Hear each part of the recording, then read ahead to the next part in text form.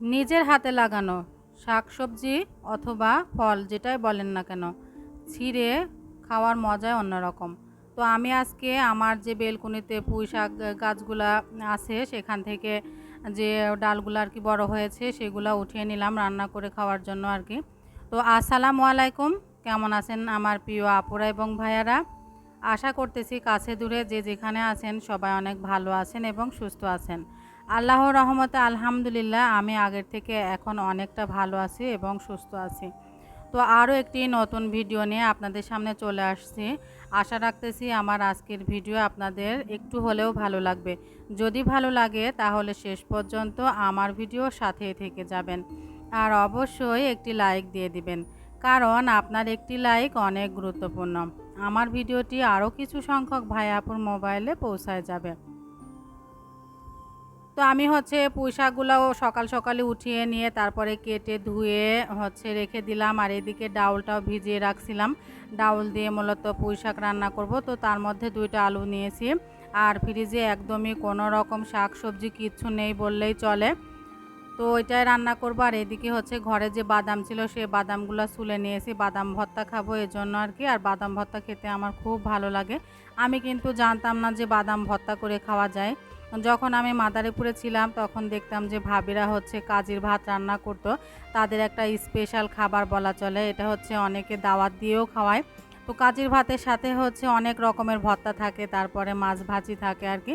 তো সেখান থেকে আমি ভর্তা খাওয়া শিখছি। তো আমি মাঝে মধ্যে আর কি ভর্তা করে খাই।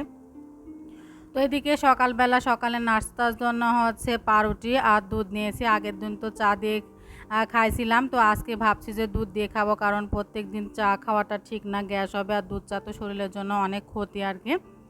আর পাউরুটি অনেকটাই নিয়ে আসছে, একদিন রাত্রে নিয়ে আসছে 2 রকমের পাউরুটি, পরের দিন রাত্রে আবার নিয়ে আসছে, সেটা তো আপনারা ভিডিওর মাধ্যমে দেখছেন আর কি।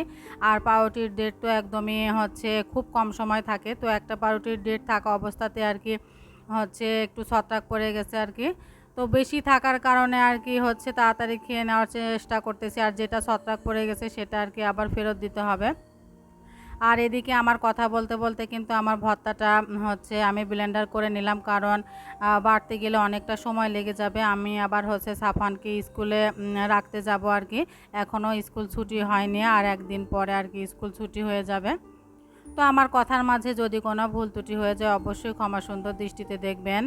আর যে সকল আপু ভাইয়েরা প্রথম থেকে এখনও পর্যন্ত আমার ভিডিও দেখেন, আমার চ্যানেলের পাশে আছেন, তাদেরকে অসংখ্য ধন্যবাদ। আপনারা এইভাবে আমাকে একটু সাপোর্ট করে যাবেন। আর আমার চ্যানেলের ভিডিও যদি আজকে আপনি প্রথম দেখে থাকেন তাহলে আমার চ্যানেলকে সাবস্ক্রাইব করে দিবেন, দিয়ে পাশে থাকা যে বেল বাটনটি আছে সেটা অল অপশন অন করে রাখবেন। আমি যখনই নতুন ভিডিও আপলোড দেব তখনই আপনাদের মোবাইলে নোটিফিকেশন যাবে, আপনারা আপনাদের ইচ্ছা মতো দেখে নিতে পারবেন। তো এখন আমি মসুরের ডাউল দিয়ে পুঁই শাক দিয়ে রান্না করতেছি আর কি। আর এই রান্নাটা আমার সাফানের বাবা খেতে খুব পছন্দ করে। ও পুঁই শাক রান্না করলে বলে যে মসুরের ডাউল দিয়ে রান্না করো আর কি। তো আজকে নিজের গাছের সবজি একদম নিজের হাতে আর কি রান্না করতেছি হাজবেন্ডের জন্য। তো আগে আমি ডাউলটা একটু মশলার সাথে কষিয়ে নিয়েছি, কারণ গাছের পুঁই শাক একদমই নরম, তাড়াতাড়ি আর কি সিদ্ধ হয়ে যাবে, এজন্য আগে আমি ডালটা দিয়েছি। দিয়ে একটু ঢেকে কষিয়ে তারপরে এখন পুঁই শাকটা আর আলুটা দিয়ে দিলাম, দিয়ে একটু ঢেকে দিব। এতে করে পুঁই শাকটা একটু নরম হয়ে যাবে, তারপরে আমার নাড়াচাড়া করতে একটু সুবিধা হবে আর কি। একটু অসুস্থ থাকার কারণে সকালে তেমন রান্না বান্না করা হয় না, ওই চা বিস্কিট কি পাউরুটি চা এগুলো খাওয়া হচ্ছে। আর একবারে আমি সকালে দুপুরে রান্নাটা করে নিই, এতে করে সাফান স্কুলে যাওয়ার আগে খেয়ে যায়। আর সকালে কিন্তু হালকা পাতলা খেলেই হয়ে যায়, তেমন যে ভারী খাবারই খেতে হবে এমন কোনো কিন্তু কথা নেই। তো এদিকে আমি টাকি মাছ ভর্তা করবার জন্য টাকি মাছ ধুয়ে ভেজে নিচ্ছি, হালকা করে ভেজে নেব, বেশি একটা ভাজবো না, বেশি ভাজলে শক্ত হয়ে যাবে।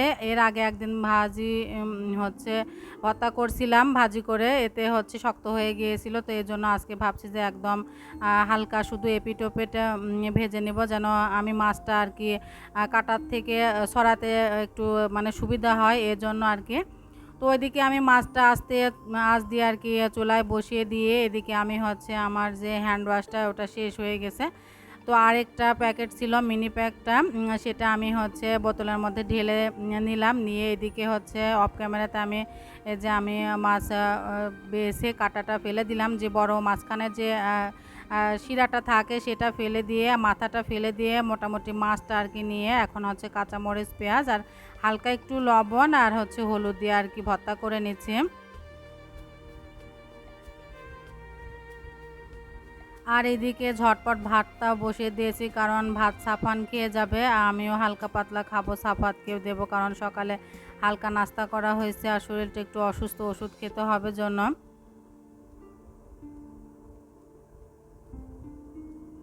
তো মোটামুটি এখন হচ্ছে 11টা বাজে, 11টার মধ্যে আমার সব রান্না করা হয়ে গেল। আর এদিকে হচ্ছে রান্না করার সময় কিন্তু অনেকটা তেল ছিটে পড়ে, তারপরে মশলা ছিটে পড়ে, এতে করে কিন্তু দেয়ালে আর কি নোংরা হয়ে যায়। এজন্য আমি সব সময় চেষ্টা করি যখনই রান্না করি তখনই রান্নাঘরটা একটু ক্লিন করে নেওয়া, এতে করে আমার হচ্ছে আলাদা করে কোনো ডিপ ক্লিন করতে হচ্ছে না। আর হচ্ছে আমি সবসময় চেষ্টা করি পরিষ্কার পরিচ্ছন্ন রাখার, আর যত নোংরা থাকবে তত কিন্তু মশা, মাছি, পিঁপড়া বেশি হচ্ছে উপদ্রব বাড়বে, কারণ এখন তো হচ্ছে বর্ষাকাল, তারপরে আমের সিজন, এই সময় কিন্তু মাছি খুবই মানে হচ্ছে বাড়ে, মাছি আর হচ্ছে পিঁপড়া। আমার বাসায় তো এই বাসাতে বেশি হচ্ছে মাছি। আমরা এই বাসায় ওঠার পর থেকে দেখতেছি অনেক মাছি। এর আগে যে ভাড়াটিয়া ছিল হয়তো বা সে এতটা পরিষ্কার ছিল না, নোংরা করে রাখছিল, জন্য মনে হয় মাছি হচ্ছে বেশি। আর ছোট বাচ্চা থাকার কারণে আমি ওইভাবে মাছি মারার কোনো রকম ওষুধও ব্যবহার করতে পারতেছি না। তো যাই হোক, পরিষ্কার পরিচ্ছন্ন থাকলে হয়তো বা মাছি কমে যাবে। তো আমার রান্নাঘরটা ক্লিন করা হয়ে গেছে, তারপরে হচ্ছে আমি সাফানকে টিফিন রেডি করে ওকে স্কুলে রেখে তারপরে হচ্ছে স্কুল থেকে আসার পরে দুপুরে খাওয়া দাওয়া করছি। এখন প্রায় হচ্ছে 3:30 বাজে। খাওয়া দাওয়া করে তারপর থেকে আর ওরকম ভিডিও করি নাই। তো স্কুলে ওকে নিয়ে আসতে যাব, সেই মুহূর্তে হচ্ছে ভাবি ফোন দিল যে আজকে আর আসা লাগবে না, ওদেরকে তাড়াতাড়ি ছুটি দিয়ে দিছে, ওরা হচ্ছে চলে আসছে আর কি। ভাবিও নিতে আসছিল, আসতে দেখে আমার বাসার সামনে ওরা দুজন দাঁড়া আছে, পরে হচ্ছে আর কি ও উপরে উঠে চলে আসছে। তো এদিকে আমি হচ্ছে সব বেলকুনিগুলো আগে ঝাড়ু দিয়ে নিছি, নিয়ে তারপরে এক এক করে ঘরগুলা ঝাড়ু দিয়ে নিলাম। আর দেখছেন 4তলাতে কি পরিমাণ নোংরা। আপনারা হয়তো বা ভাবতে পারেন যে মনে হয় আমি 2-4 দিন ঘর ঝাড়ু দিইনি, তা কিন্তু না, আমি প্রত্যেক দিনই ঘর ঝাড়ু দিই, তারপরেও এত পরিমাণ কালো কালো ধুলো আসে। তো যাই হোক, এদিকে আমি হচ্ছে ঘর ঝাড়ু দিয়ে উঠে ঘর মোছা শুরু করে দিয়েছি। আর এত পরিমাণ গরম লাগতেছিল যেন গামছাটাকে আমি হচ্ছে ধুয়ে গলার সাথে নিয়ে আর কি কাজ করতেছি। তো যাই হোক, আমার আজকের এই ভিডিওটি কেমন হয়েছে অবশ্যই আপনারা সুন্দর একটি কমেন্টের মাধ্যমে জানিয়ে দিবেন। আর যারা এতক্ষণ পর্যন্ত কষ্ট করে আমার ভিডিও দেখছেন তাদেরকে অসংখ্য ধন্যবাদ। আর সবার সুস্বাস্থ্য কামনা করে আগামী ভিডিও দেখার আমন্ত্রণ জানিয়ে এখানে বিদায় নিয়ে নিচ্ছি। সবাই ভালো থাকবেন, সুস্থ থাকবেন আর অবশ্যই নিরাপদে থাকবেন। আল্লাহ হাফেজ, আসসালামু আলাইকুম।